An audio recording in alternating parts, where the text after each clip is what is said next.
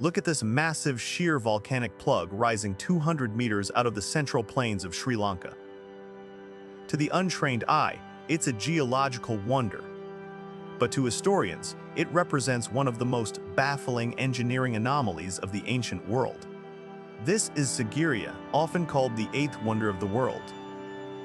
A towering sky fortress built over 1,500 years ago, featuring an architectural layout so complex, modern logistics still struggle to explain how it was physically constructed. Centuries before Western civilization mastered advanced urban fluid dynamics, the architects of this isolated monolith had already designed a flawless, gravity-defying hydraulic network. Using nothing but raw topography and pressure thresholds, they forced water to travel 200 meters straight up a vertical cliff face to feed a massive royal palace sitting directly on the summit. Even more shocking, after 15 centuries of total abandonment, monsoon rains still trigger these ancient fountains, operating perfectly in the ruins today. How did a 5th century kingdom design an eternal infrastructure? Subscribe to the Island Mind as we break down the impossible technology of Sigiriya. To understand the architectural insanity of Sigiriya, we have to look at the psychology of the man who commanded it, King Kashyapa. In the late 5th century, Kashyapa committed the ultimate sin. He assassinated his own father to seize the throne, driving his brother Mughal, the rightful heir, into exile in South India. Kashyapa knew his brother would eventually return with a massive invading army to seek bloody revenge. Consumed by intense paranoia, the new king realized his traditional capital city was completely indefensible. He needed a fortress that no army on earth could breach. He abandoned the royal plains and marched his court directly toward a lone, ominous, monolithic rock, a plateau rising 200 meters above ground. Kashyapa didn't just want a palace, he wanted a psychological fortress. He ordered his engineers to transform this sheer, vertical cliff face into an impregnable military stronghold and a luxurious palace in the clouds. But turning a barren, vertical rock into a functioning royal city required solving logistical and engineering challenges that should have been completely impossible for a 5th century civilization. Imagine standing at the base of a vertical cliff face, looking up at a sheer drop of 200 meters, and being told to build a royal metropolis on the summit. This was the nightmare facing Kashyapa's architects. To construct the Sky Palace, ancient laborers had to transport millions of tons of raw materials, including heavy Klin-baked red clay bricks, massive timber beams, and decorative marble tiles, straight up a vertical plateau wall with a slope angle of nearly 90 degrees.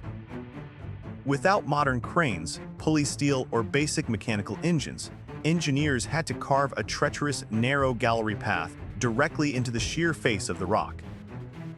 Laborers scaled over 1,200 precarious stone steps daily, carrying staggering weights on their backs in the sweltering tropical heat.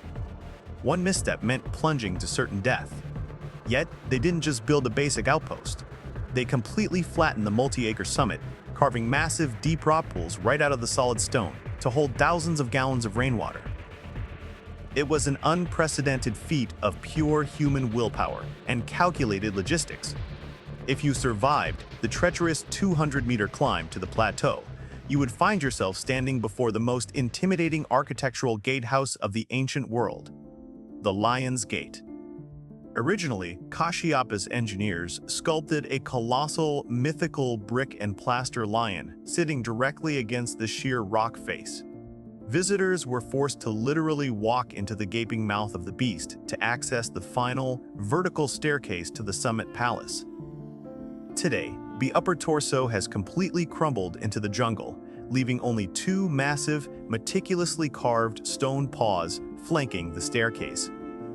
But this terrifying gateway wasn't the only psychological weapon built into the rock face. Just along the edge of the gallery path sits the mirror wall. Today it looks like a smooth, highly orange brick barrier. But 1,500 years ago, this wall was engineered to be a literal mirror. Workers coated the brick in a complex chemical mixture of fine lime, egg whites, and wild honey, polishing the surface for months until it achieved a mirror-like sheen.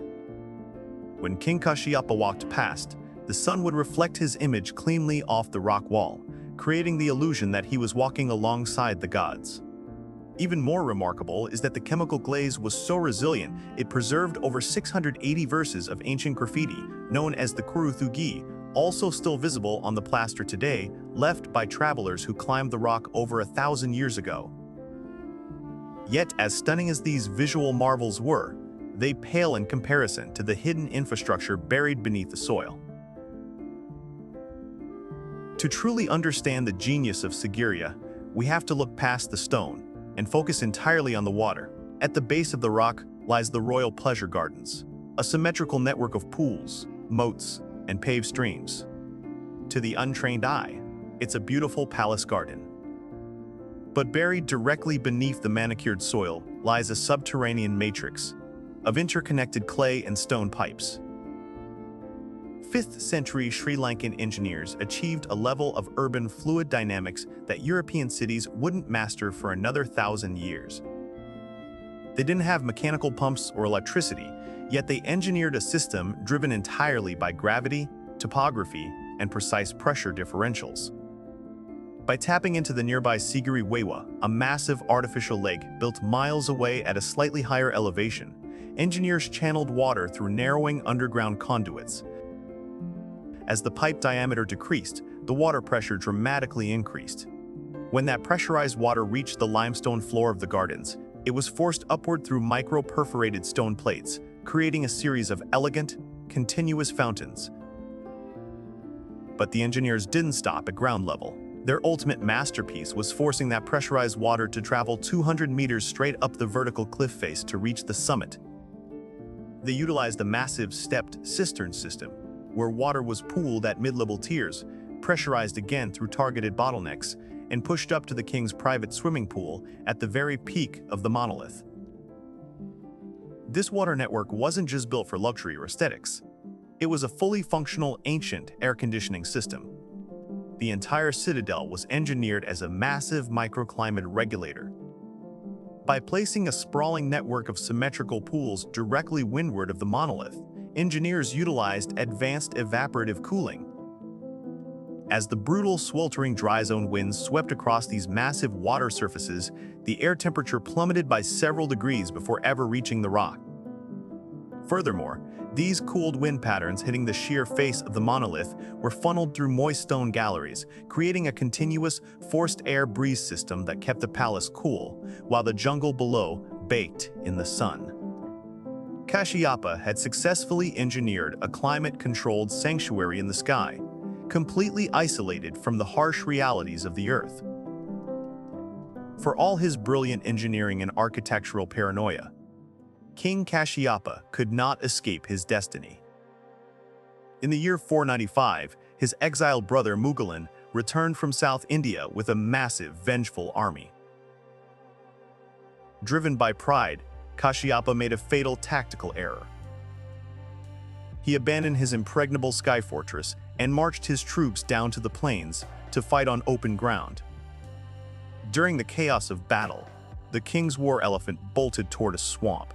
His troops mistook the movement for a retreat and panicked, scattering into the jungle. Completely surrounded and facing public execution, Kashyapa drew his own dagger and took his own life on the battlefield. At last, the sky fortress had fallen without a single stone being breached.